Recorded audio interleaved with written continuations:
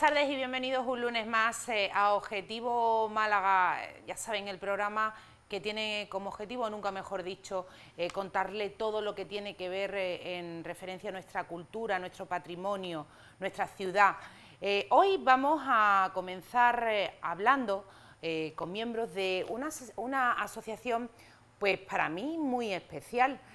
Una asociación, la Asociación en Defensa de las Chimeneas y el Patrimonio Industrial. Les digo que es muy especial porque yo lo comentaba con ellos antes de entrar a nuestro programa, que Málaga ha sido una ciudad a nivel industrial, textil, en muchísimos ámbitos, muy importante, no solo a nivel provincial o autonómico, sino también a nivel nacional. Y yo quiero preguntarles a ellos por qué se ha perdido eso, cuando éramos una de las pioneras, de las punteras en todo nuestro país. Voy a pasar a presentarles porque estoy súper bien acompañada esta tarde, hay que decirlo.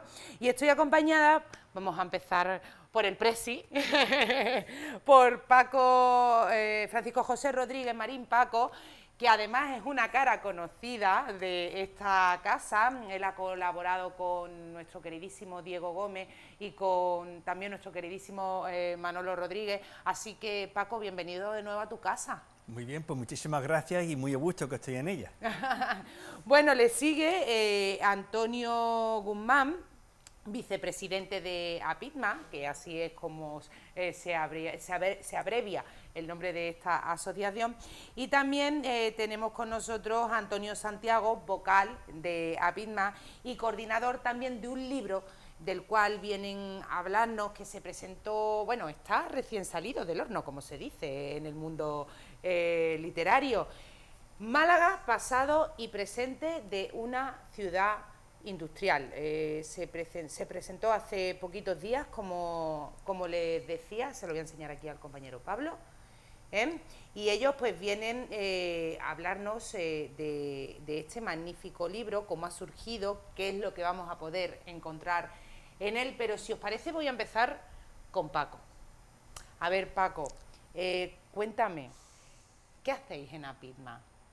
Bueno, nosotros nos definimos como una asociación que investiga el patrimonio industrial, que lo reivindica, tenemos muchas batallas en ello y también contribuye a su difusión. Y de hecho las actividades que desarrollamos están enfocadas siempre a cualquiera de esos tres conceptos.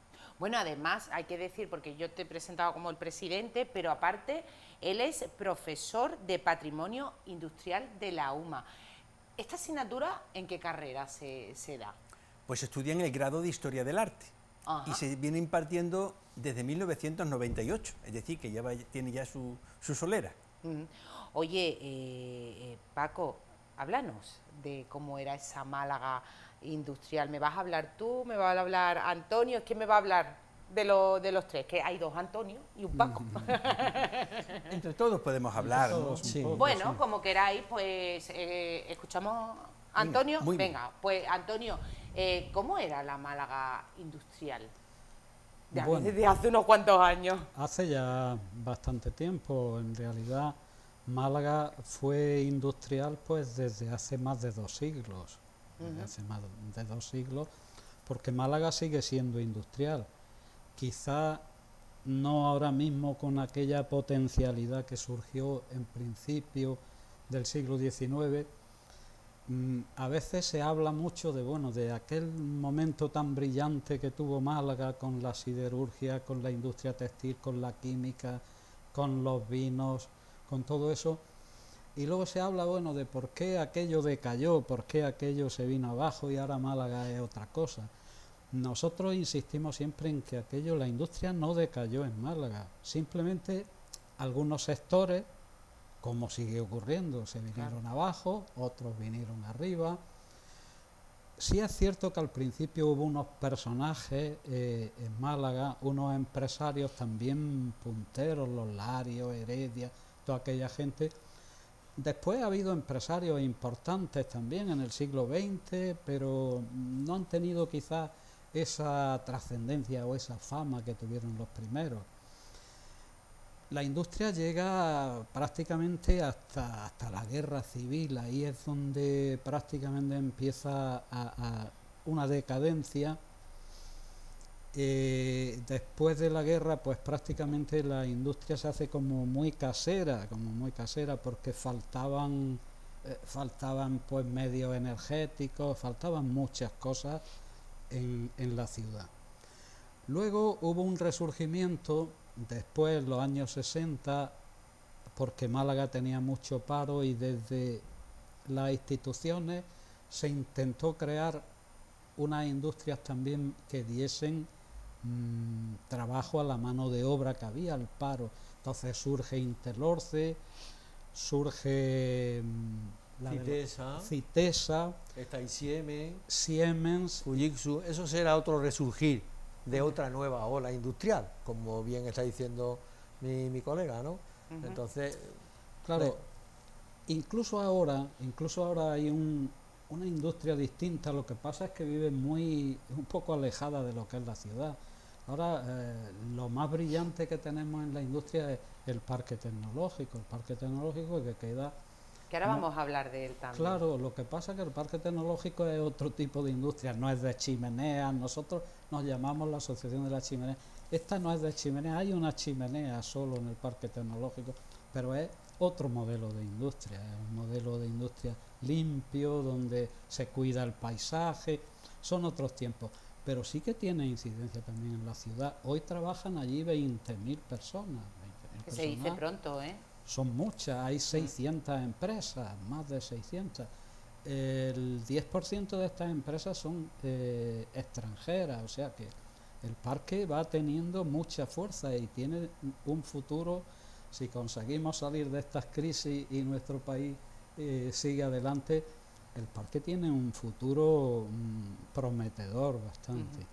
O sea que Málaga se puede decir que es una ciudad industrial que ha tenido momentos brillantes, ha tenido decadencia, luego ha vuelto a resurgir con otras cosas, y esa es nuestra historia. Y hoy, y termino ya, pues hay un sector que es mucho más fuerte, que es el turismo, pero yo creo que Málaga ha hecho mal en ir olvidando esa industria que ha tenido, porque Málaga tenía mucha fuerza con esto también. Entonces ahora mismo estamos viendo que quizás el turismo es poco si surgen estas crisis.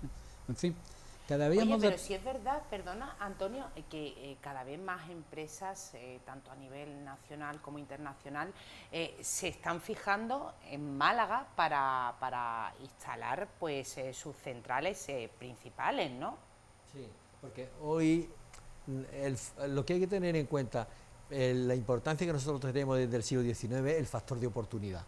Cuando no había nada, hay personas que tienen una visión de futuro tan increíble que llegan a ir a Inglaterra, compran maquinaria y todo el capital que tienen, producto del comercio desde finales del siglo XVIII, lo invierten en los sectores claves de la primera revolución industrial. Entonces, eso es lo fundamental, es decir, bueno, cómo esas personas se arriesgan y se atreven a hacer esa inversión y ponen en marcha un proceso industrial que después consolida un tejido industrial que dura 100 y pico años. Esa es la importancia. Y hoy el factor de oportunidad que tiene en la ciudad también es ese. Estamos en otros momentos. Ahora mismo hablamos en un mundo global. Claro. Y lo difícil del mundo global es localizar un punto en el globo.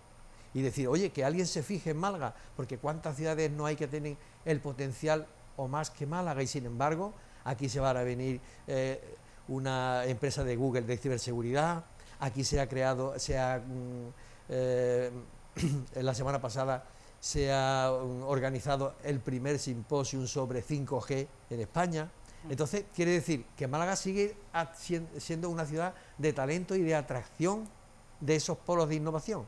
Eso ha ocurrido durante varias etapas, durante varias olas, durante varios ciclos. En la primera revolución industrial fuimos una ciudad que efectivamente se dio a aquellas novedades que eran el sector industrial, siderúrgico y textil. A finales de siglo se dieron otras novedades distintas porque no tuvieron los mismos sectores. Ahora era la química, los envases, la industria agroalimentaria.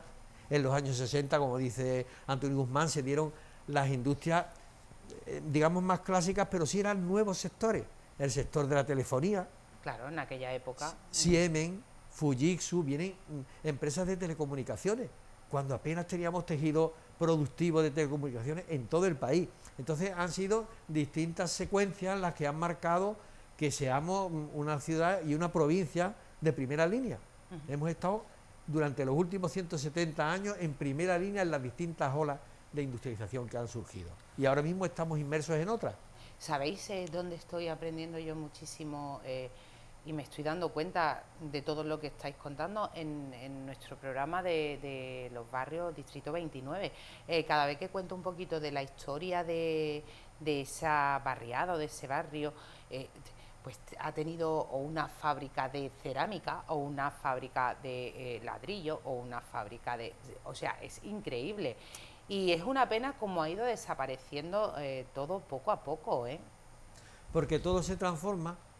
Entonces, el proceso del sistema capitalista y de la industrialización es la innovedad y la innovación y el progreso. Entonces, ya sectores obsoletos no puede haber, sectores caducos tampoco. De hecho, Europa en esta misma pandemia ha demostrado que no tiene infraestructura. Para las mascarillas hemos tenido que acudir a un tercero, para un montón de... no teníamos ni batas para médicos, era muy lamentable. Nos hemos deshecho de aquellas industrias que decíamos que eran pesadas o clásicas o muy dependientes de mano de obra o sectores maduros. Pero a mí me resulta, por ejemplo, súper curioso que la textil de Intelorce, ¿no?, que quizá es la que más conozco porque, como os he comentado, mi padre pues se ha tirado media vida, por no decir 3/4 de su vida, de lo que lleva vivido trabajando en ella. Esa fábrica desapareció y ahora en esos terrenos precisamente se ha instalado otra empresa que se dedica también al textil. Mayoral. Mayoral, claro. Eso está muy bien. Claro, claro. Y de paso mantiene un patrimonio arquitectónico muy relevante. Esa nave que está ocupando, que además está protegida, pues la están reutilizando. Ah, claro. También, según tengo yo entendido, no sé si será cierto o no, también en aquellos terrenos se va a instalar pues la nueva central logística de algo tan conocido como es Amazon, ¿no? Sí, Así es. O sea que poco a poco nos vamos renovando, nos vamos modernizando y me parece curioso. Y tenemos que la cuestión está en que nos hemos posicionado. O sea, Málaga, decían hace unos cuantos años la prensa, ¿no?, ha empezado a ser atractiva y a ser conocida a nivel mundial por los museos, por la infraestructura turística, y eso también es un valor positivo, claro, que hay que tener en cuenta. O sea, cuando la gente va a instalarse aquí una inversión, quiere ver otros parámetros, no quiere ver solo, bueno, es que allí hay otra fábrica, fábricas hay en cualquier sitio, y sobre todo de las nuevas tecnologías, no necesitan materia prima, necesitan solo talento e inteligencia, y eso lo puedes encontrar en cualquier campus universitario.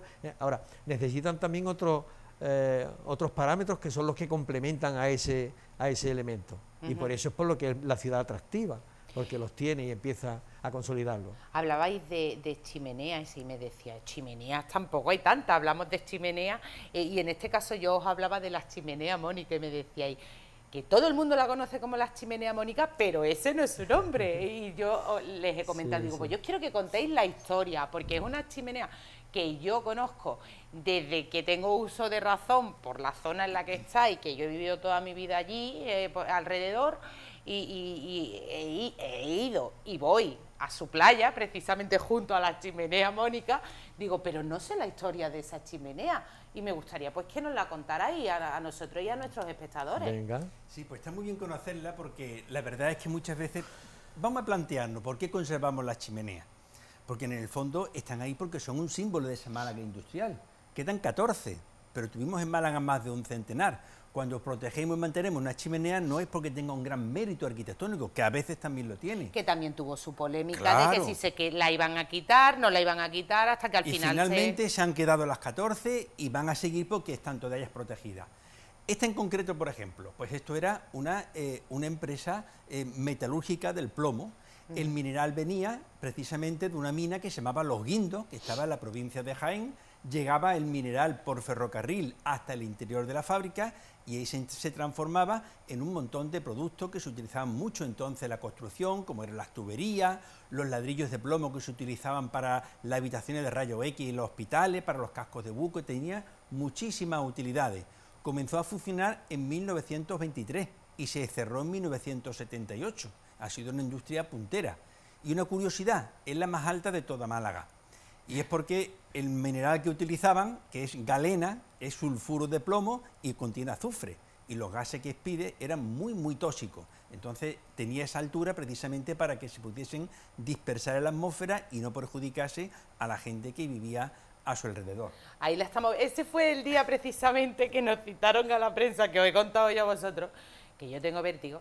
Y tuvimos el privilegio de subir y ver cómo se estaba restaurando esa chimenea. Y yo decía, me quieren matar y no saben cómo. Pero subí. Tuve el privilegio de ser una de las personas que subió. Y la verdad que fue todo un honor porque tiene unas vistas maravillosas.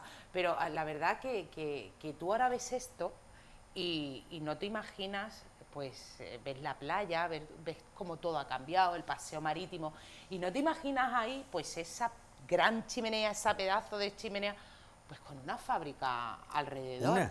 Una detrás de otra. Una detrás de otra. Desde la desembocadura del río Guadalmedina hasta el Guadalhorce, prácticamente era una sucesión de industrias una detrás de otra. Entonces, ahí está el valor de que conservemos esta chimenea como un testimonio material de ese esplendor industrial al que nos hemos estado refiriendo.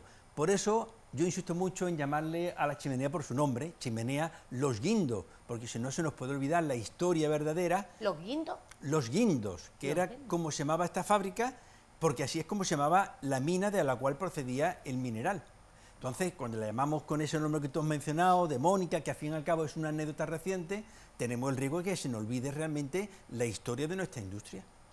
Pues me parece súper curioso, pero como esa os digo, en la fábrica, por ejemplo, Sali, la fábrica de la Araña, muchísimas fábricas. ¿Cuántas fábricas ha llegado a tener Málaga? ¿Vosotros tenéis datos concretos?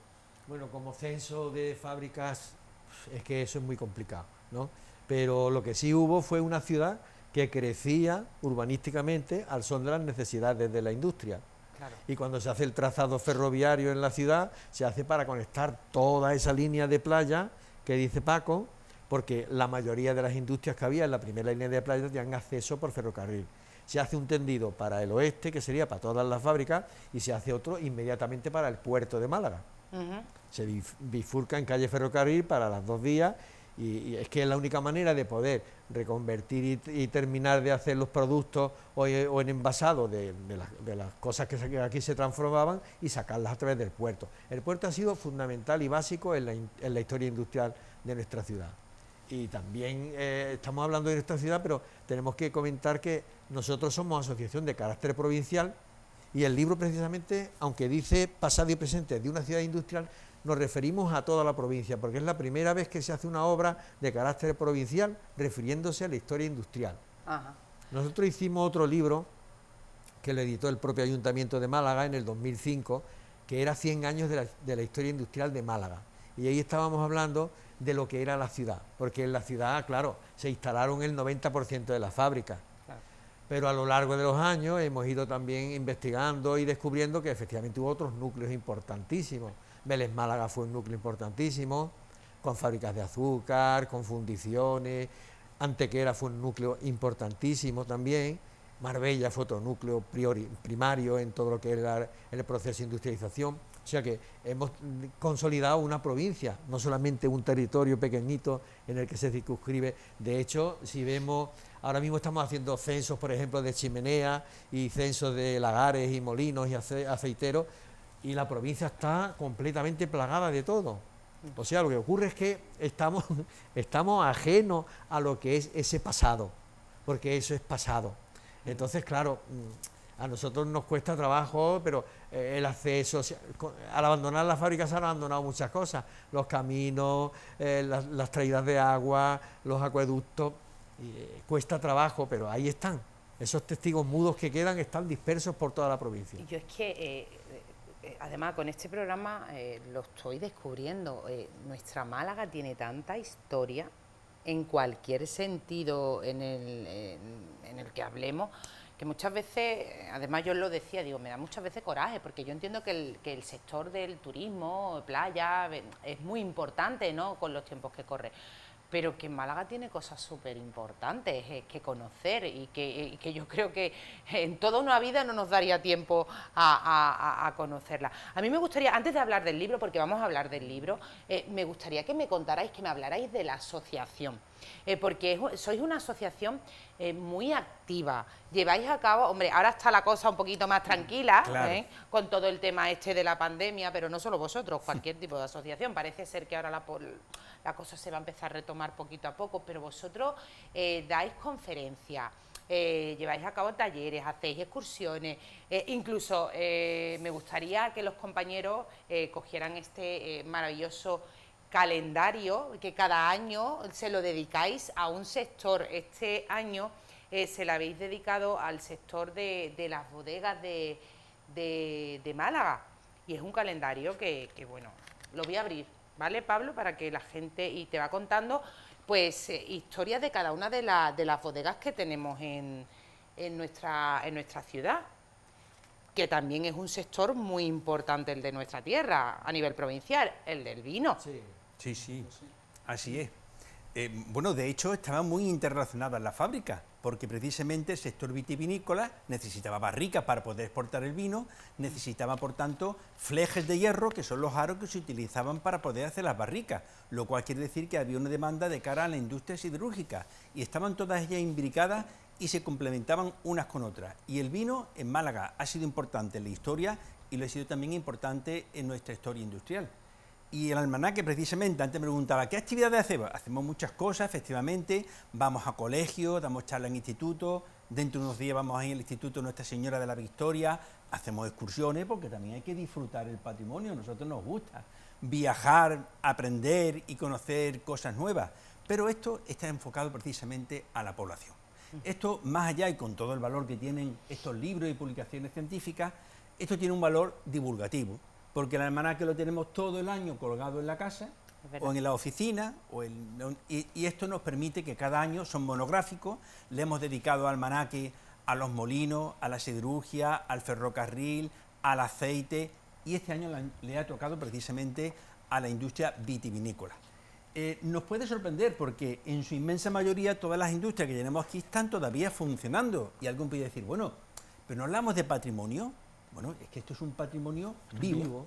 Claro. Son empresas que siguen funcionando, que están todas ellas produciendo vinos y que, bueno, pues que son también, algunas tienen historia, otras son más recientes.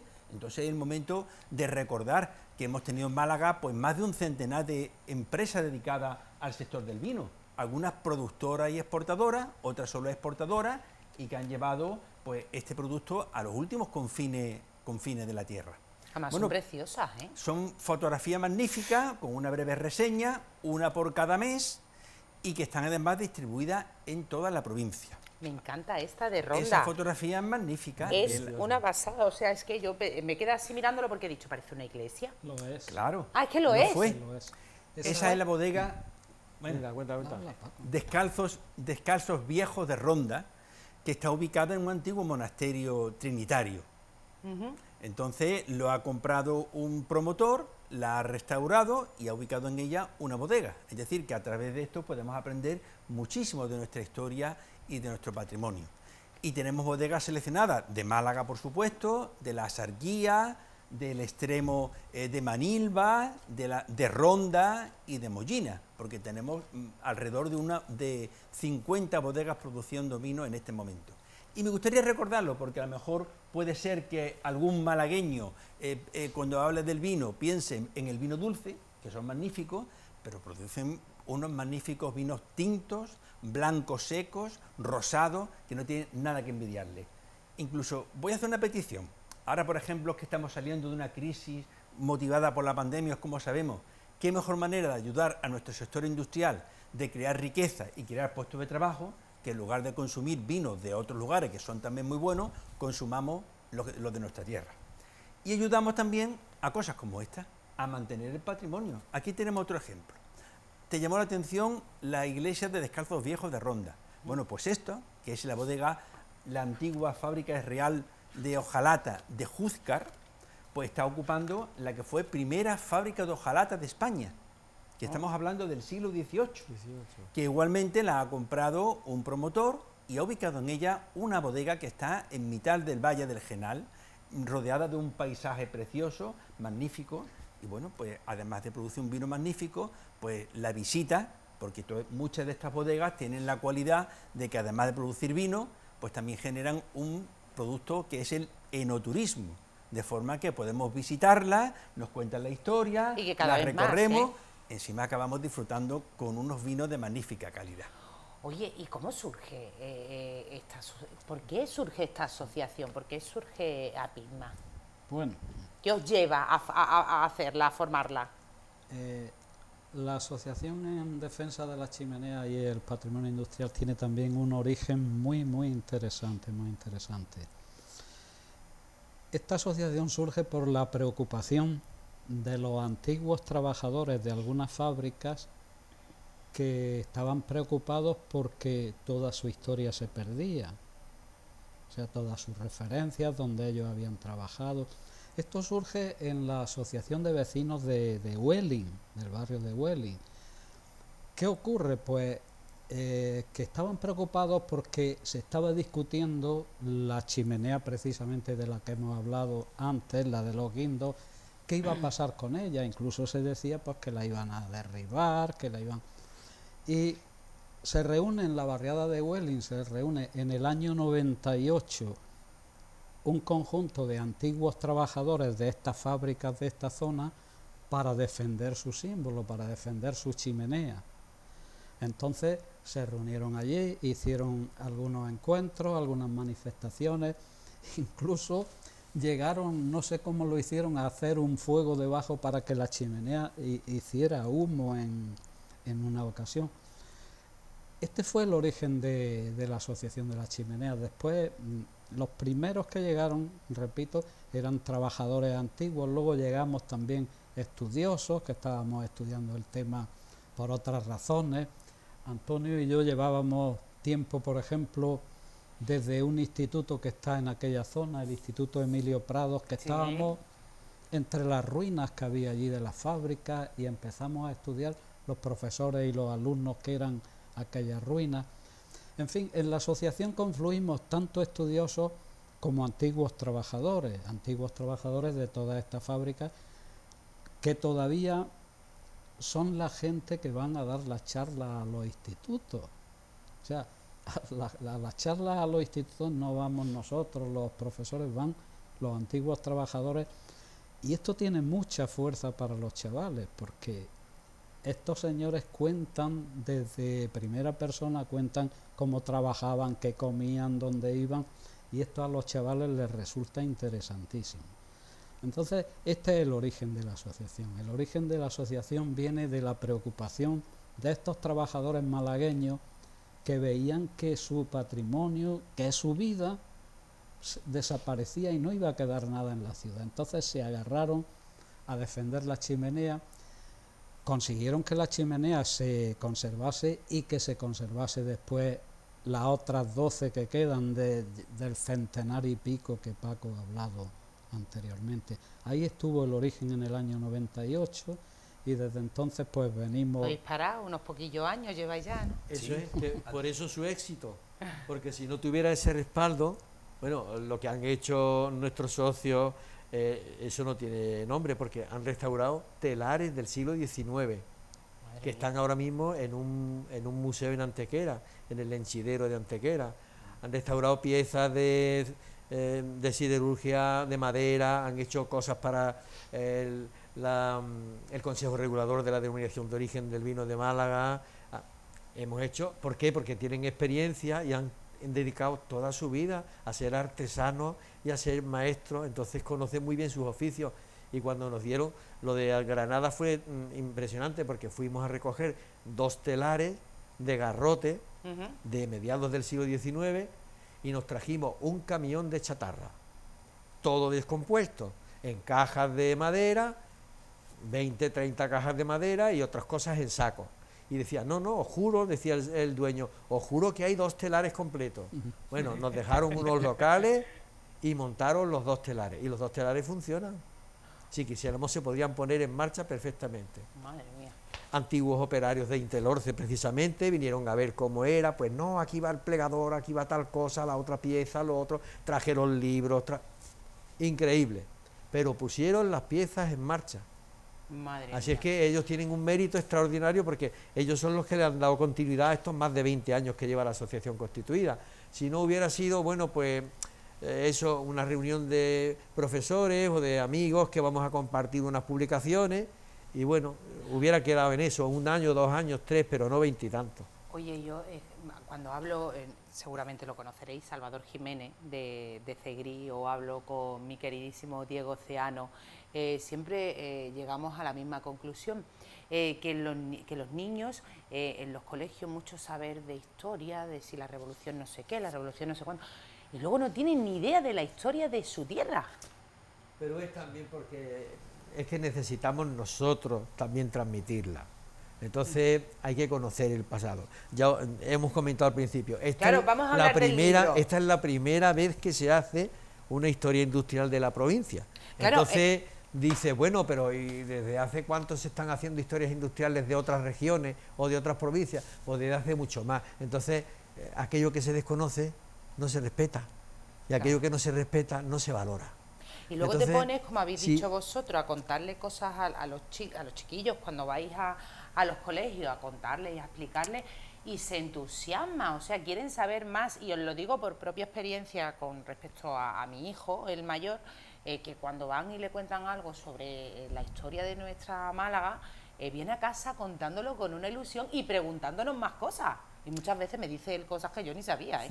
Porque esta última ola, la última ola de la desindustrialización, podríamos decir, llega hasta principios del siglo XXI. O sea, los guindos se cierran en 1978, pero otras se cierran un poco más tarde, en el 90, 92, 90 y tanto. O sea, que son cosas recientes. Lo que ocurre es que la memoria colectiva es muy débil. Sí. Y en cuanto pasan 15 o 18 años, lo olvidamos todo. Entonces, si no tenemos ese paisaje, no lo identificamos. Y una generación nueva que nace y no ve industria, ni ve que sus vecinos trabajen en fábricas, pues entonces no entiende que eso exista en su ciudad. Existen otros sectores o existen otras cosas, pero no eso. Entonces, por eso es por lo que lo tenemos olvidado. Pero hay que conocer el pasado, porque ahí están las raíces de lo que hemos sido. Y esa historia y esa página no la podemos olvidar. Pues yo quiero que me habléis de este libro, este maravilloso libro. Yo lo dejo. Papá, que me han dado uno para ti. Te lo digo para que cuando llegue a casa él me diga, no te han dado, no, para ti. Porque a él le encanta estas cosas. ¿Qué se cuenta en este libro? Además, súper bien ilustrado, donde lo explica todo incluso la bibliografía de donde sacáis toda la historia. Ya ves, Citesa, ni años, por favor. Y no ha quedado nada de ella. Y no ha quedado nada de ella. No. O sea, cuéntanos, Antonio, ¿qué podemos Bueno, voy a hacer yo en una este libro? pequeña, podemos hablar los tres si os parece. En primer lugar es de agradecer, sobre todo el libro ha sido por un encargo por el Parque Tecnológico y ha sido Unicaja la que ha promocionado la edición, o sea que le damos las gracias desde aquí, desde cualquier escenario en el que estemos, porque ellos han sido los que han podido ayudar, porque la asociación en sí no tiene recursos económicos. Tenemos unos recursos con unas cuotas muy escasas que no podemos asumir ni siquiera una edición, ¿no? Entonces, en primer lugar, le queremos agradecer también a Rogelio Velasco Pérez, el presidente del Parque Tecnológico de Andalucía, su prólogo, y después constituimos un equipo. Antonio Guzmán y yo coordinamos la obra, pero aquí está Francisco José Rodríguez Marín, que es nuestro presidente, que hace un capítulo. Vamos a ir viendo poco a poco y después ya hablamos, si os parece. Francisco José hace la industrialización de Málaga en el siglo X, no, perdón, la industrialización de Málaga en el primer tercio del siglo XX, hace Francisco José Rodríguez Marín. Nos habla de cómo es el cambio de siglo y el cambio de ciclo de otros sectores, cómo se pasa de unos sectores más clásicos y cómo la segunda revolución industrial también acontece en Málaga y tiene una importancia extraordinaria. Después tenemos la industrialización de Málaga en el siglo XIX, que la hace Antonio Guzmán y Cristóbal García Montoro, catedrático de la Universidad de Málaga. Hablan de todo el arranque industrializador de nuestra provincia. La industria malagueña durante el franquismo, que la hace Miguel Ángel Ferrer y Carmen Guerra, y nos hablan de esos años de la posguerra, los años de la autarquía, de la miseria, como es varias décadas muy duras hasta llegar a los años 60, en el que tampoco Málaga participa de los planes de desarrollo a nivel nacional y se tiene que contentar con ser la ciudad del turismo, que es a lo que nos aboca el proceso de los años 60. Después hablamos de la industria del azúcar en la provincia de Málaga, que es un capítulo que hace Antonio Guzmán, muy importante. El patrimonio azucarero de Málaga crea territorio, crea paisaje. Ahora nos comentará Antonio algunas características del sector. Hablamos de Antequera, enclave industrial malagueño, que lo hacemos entre Antonio Guzmán y yo. Es la primera vez que se ha estudiado el patrimonio industrial de Antequera, un patrimonio riquísimo, centrado en el sector oleícola, pero también en el sector de las harinas, en la siderurgia, etcétera, etcétera. El sector de la minería y la metalurgia en Marbella, que lo hace Víctor Heredia, otro profesor de la universidad, y el Parque Tecnológico de Andalucía, 25 años de historia, que lo hago yo. Entonces, lo que hemos pretendido con el libro era dar una visión de esos 100 y pico largos de años, de cómo acontece ese inicio hasta dónde estamos hoy, ¿no? Decir, oye, que no ha acabado esto, que estamos todavía inmersos en otra ola, en una ola de investigación y desarrollo, de parques tecnológicos, de otro modelo de industria, pero que estamos en primera línea. O sea, cuando a nosotros nos dice, por ejemplo, en sus publicaciones Manuel Castel, el ministro de Universidades, que el parque tecnológico es uno de los mejores y funciona de la mejor manera posible dentro del contexto nacional, es porque tiene que ser, algo tiene que haber de verdad, no se lo va a inventar, ¿no? Claro. Y quizá la clave esté en eso, en que nuestro proceso industrial siempre ha contado con la participación del sector privado.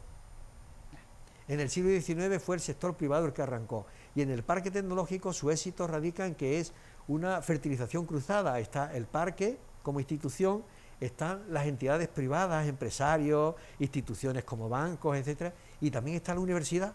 Entonces, de eso ha surgido un potencial impresionante, que es el propio parque. Oye, estaría hablando con vosotros hasta que terminara el programa, pero es que tengo a la diputada de Igualdad ahí esperándome. De verdad, ha sido un placer, porque es que yo creo que no me cansaría de preguntaros cosas, porque me parece un tema tan interesante, y sobre todo el darle la oportunidad a todos ustedes de que conozcan todo ese patrimonio que tenemos en nuestra tierra, aunque sea muy pesado, y lo digo muchas veces, pero es que es verdad. ¿Dónde pueden conseguir todas las personas que quieran este libro? En el Parque Tecnológico, allí lo distribuyen, porque es un libro que no se ha editado para la venta, porque está subvencionado. Entonces, en el Parque Tecnológico, que por cierto ahora allí hay una exposición sobre este tema, hay una exposición sobre el tema del patrimonio industrial de Málaga, que ahora se ha renovado la exposición y se va a inaugurar próximamente. Entonces el libro acompaña un poco a aquella exposición que hay allí, donde pueden asistir escolares, donde pueden asistir grupos, personas que vayan. Allí es donde está el libro ahora. Supongo que se podrá pedir allí también, al Parque Tecnológico, pues cualquiera que le interese lo puede pedir allí. Lo puede conseguir allí. Pues estoy segura de que nos volveremos a ver. Estaremos en contacto. Me gustaría que nos siguierais informando de todas las actividades que lleváis a cabo, exposiciones, charlas y todo lo que hagáis. Y lo dicho, Antonio, muchísimas gracias por haber estado con nosotros, de verdad. Ha sido un placer. Gracias. Encantado, muchas gracias a vosotros. Bueno, señores, vamos a hacer un alto en el camino, y cuando volvamos hablaremos con la diputada de Igualdad, porque... No, sigo hablando, vale. Pues entonces, ¿puedo seguir preguntándole a ellos? No, que no. Ah, que tenemos el Zoom ya, vale, perfecto. Es que no me enteraba, es que con las mascarillas aquí, como hablamos así por señas. Pues, como les decía, tenemos ya ahí a Lourdes Piña. Muy buenas tardes, Lourdes. Buenas tardes. tardes. ¿Me Diputada... escucháis bien? Sí, perfectamente. Como les decía, diputada de Igualdad de la Diputación de Málaga. Bueno, Lourdes, sé que acabas de llegar de un acto en Alozaina. Correcto, correcto. Vengo directa de Alozaina. Cuéntanos, De Alozaina Baile. cuéntanos qué es lo que has presentado allí o qué acto, si se puede contar. Sí, claro, claro. Bueno, pues precisamente nosotros tenemos dos convocatorias en el área de igualdad de la Diputación de Málaga de subvenciones. Y una es la línea para las asociaciones de mujeres que presenten proyectos que de alguna forma pues trabajen por la igualdad entre las mujeres y los hombres. Y otra es la línea de los ayuntamientos para que puedan trabajar todos los temas de igualdad y perspectivas de género. Entonces, bueno, pues precisamente hoy, esta tarde, presentábamos en Alozaina el diagnóstico, que es como la fase previa, ¿no?, a ese plan de igualdad en el municipio de Alozaina, ¿no? Digamos que un plan de igualdad tiene una primera fase que es la realización del diagnóstico y después ya en sí la elaboración del plan. Entonces Alozaina, en la anterior convocatoria del 2020, solicitó ese diagnóstico, se le concedió y hoy teníamos la presentación. Bueno, el motivo por el que yo quería hablar contigo es porque la semana pasada presentasteis una iniciativa donde se va a dar más de 300.000 euros a toda la provincia para el tema del empleo a nivel provincial en igualdad de género, ¿no? Sí, bueno, en concreto es lo que acabo de explicar. Nosotros tenemos dos líneas de subvenciones. Sí. Una línea de subvención que sacamos de forma paralela. Es decir, ahora mismo está abierto el plazo hasta el 27 de mayo inclusive, sí, para que, por un lado, todas las asociaciones de mujeres de la provincia presenten los proyectos para que puedan ser financiados por la Diputación de Málaga. Tenemos un límite por proyecto que es 8.000 euros, ¿no? Es decir, que como máximo otorgamos los 8.000 euros para cualquier tipo de proyecto que vaya encaminado en la lucha por la igualdad. Y por otro lado, tenemos la línea de subvenciones a los municipios para que puedan establecer pues, actividades, actuaciones que trabajen la igualdad, los planes de los diagnósticos de igualdad, que bueno, como ya sabéis, viene siendo obligatorio el que todos los ayuntamientos, todas las administraciones tengamos nuestro plan de igualdad, ¿no? Entonces, pues, como ya acabo de explicar, se previa ese plan de igualdad en los diagnósticos que también lo subvencionamos, así como también cualquier actividad, perspectivas de género que necesite y que de alguna forma pues trabaje igualdad también sancionada a los municipios. Son dos líneas que, como digo, van que en total están vinculadas entre sí, que ascienden a la cantidad de 300.000 euros y que, bueno, pues hasta el 20 de mayo, tanto la línea de los ayuntamientos como la línea de lo que es las de mujeres pueden presentar sus proyectos para que, bueno, podamos subvencionar el 100%. Oye, Lourdes, a nivel de igualdad, tú como diputada, ¿cómo ves la provincia? ¿Realmente se lleva a cabo en nuestra Málaga a nivel provincial esa incorporación por igual en el mundo laboral tanto de hombres como de mujeres? Porque te pones a escuchar a las mujeres, aun con los tiempos que corren, y todavía nos seguimos quejando, pues que todavía no llegamos a alcanzar pues ese nivel de igualdad, por decirlo de alguna forma, a nivel de empleo y sueldo con respecto a ciertos cargos y con respecto a los hombres. A ver, efectivamente, afortunadamente vivimos en una época que, bueno, pues hemos avanzado, ¿no? Los inicios de toda esta lucha era cuando la mujer tenía que reivindicarse para tener el simple derecho al voto, ¿no? Que ni siquiera se les reconocía. Es decir, desde aquellos inicios, ¿no? A la actualidad hemos evolucionado bastante. Sin embargo, no hemos conseguido esa igualdad efectiva y real. Eso claro, es una auténtica realidad, ¿no? A día de hoy tenemos las mujeres en nuestro día a día nos encontramos, sobre todo en el ámbito profesional, nos encontramos con los problemas de conciliación Es que eso es una realidad, es un gran problema, ¿no? Porque parece que las mujeres que tenemos que conciliar, pero en realidad somos las que tenemos que, no sé cómo, articular el trabajo, la casa, la familia, toda la responsabilidad sobre nosotras mismas, ¿no? Efectivamente. Y esto nos hay muchas veces, en muchísimas ocasiones, que si queremos de alguna forma que la familia o tener, o bueno, el poder tener hijos, tenemos que renunciar a ciertas carreras profesionales, ¿no? No podemos ascender dentro de nuestra carrera profesional, porque pero los quizás, puestos Lourdes, directivos y demás, pues a lo mejor por la disponibilidad y tal y como está articulado, no se nos permite conciliar, pero ¿no? eso te Es iba a bastante decir, complicado, ¿no? eso te iba a Entonces es verdad que en un punto... Lourdes, ¿me escucha? Ahora. Ah, eso. Que te decía yo que quizás tenemos que renunciar muchas veces a ciertos cargos, como bien dices tú, porque también no se nos pone fácil a las mujeres. En el mercado laboral me refiero a esa conciliación, porque sí es cierto que desde por parte del gobierno, de las instituciones, yo sé que se está luchando porque pueda existir esa conciliación, pero luego hay empresas que te lo ponen muy difícil. Sí, bueno, precisamente el otro día fue la presentación diagnóstico del primer plan, bueno, el plan de conciliación y de corresponsabilidad que ha presentado la Junta y que va a llevar a cabo la Junta, donde se marca seriamente estas cosas que estamos hablando, ¿no? Porque como bien dice, bueno, podemos hablar de conciliación, podemos hablar de corresponsabilidad, pero al final nuestro día a día, nuestro contexto es donde tiene que estar concienciado todos los diferentes estamentos, ¿no? Para que esto realmente funcione. Y desde la Diputación de Málaga tenemos muy claro esa línea y de hecho queremos de alguna forma bueno, pues colaborar con la Junta de Andalucía para liderar este plan de conciliación en la provincia, ¿no?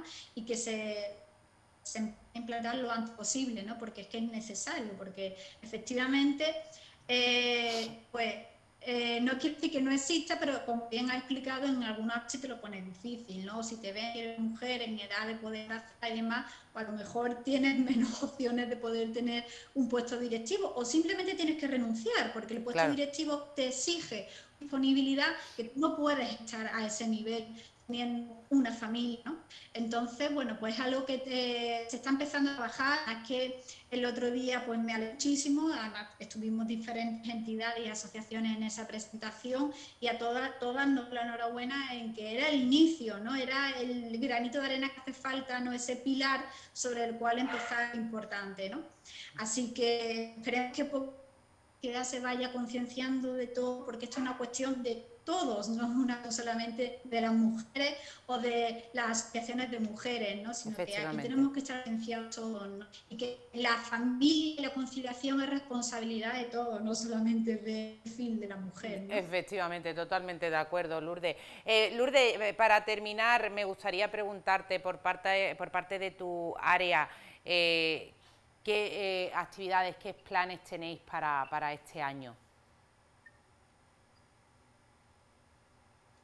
Bueno, a grosso modo, para hacerte breve, sí. bueno, pues precisamente pasado mañana vamos a hacer la presentación de un proyecto que hacemos con las asociaciones de empresarias de toda la provincia, en la que, bueno, pues hacemos una primera fase para crear modelos de negocio, hacemos una fase de tutorización y después hacemos una fase de encuentro entre todos a nivel empresarial, con diferentes talleres y diferentes pues, charlas y jornadas son solicitadas por las propias socias de las asociaciones, ¿no? Que necesitan pues, a lo mejor formación o charlas en determinados aspectos.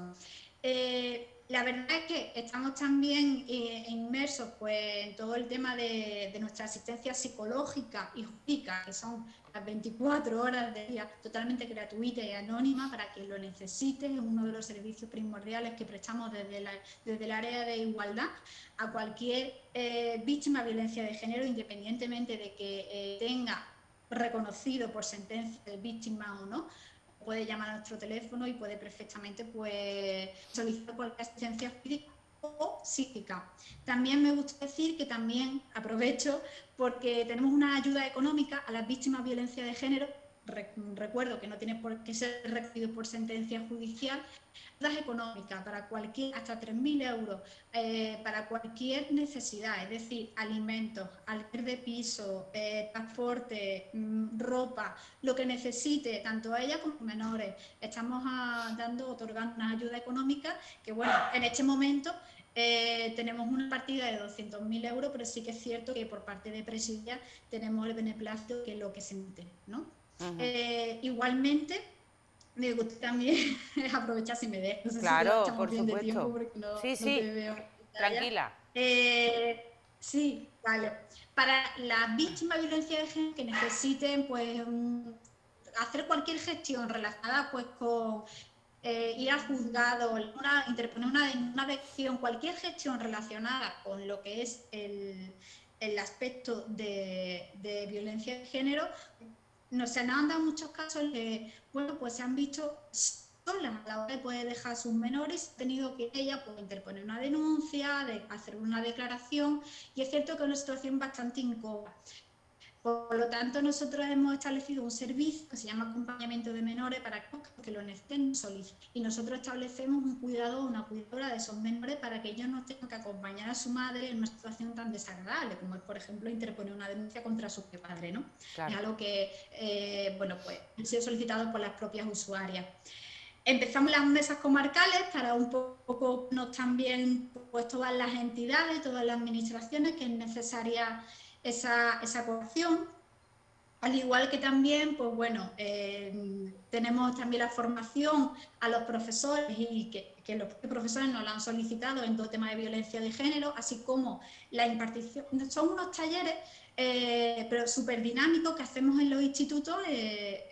Queremos expandir y adaptarlo a los peques, ¿no? Porque lo vemos súper necesario, y es a través de un sexólogo y una experta en igualdad, unos talleres que son bastante dinámicos y saben un poco, porque desgraciadamente estamos detectando que las personas jóvenes están dando muchos casos de violencia, de problemas de autoestima. Sí. Y bueno, pues algo tenemos que también trabajarlo desde que son muy pequeñitos. Por eso también estamos en el proyecto de expandir y de venir también los coles. El arbolito desde chiquitito, ¿no? Si quieres sigo. No, está bien ya. Pues muchísimas gracias. Vale, que tengo más cosas, yo aprovecho y las dejo. Por supuesto. Vosotros. Muchísimas gracias, Lourdes. Un saludo. Bueno, pues hasta aquí nuestro objetivo en Málaga de hoy. Yo les espero el próximo viernes, como siempre, en Distrito 29. Y lo que les digo siempre, sean felices. Y sobre todo sean felices y sobre todo sean buenos. Hoy he invertido la frase, no os ríais, compañeros. Lo dicho, un beso, hasta el viernes.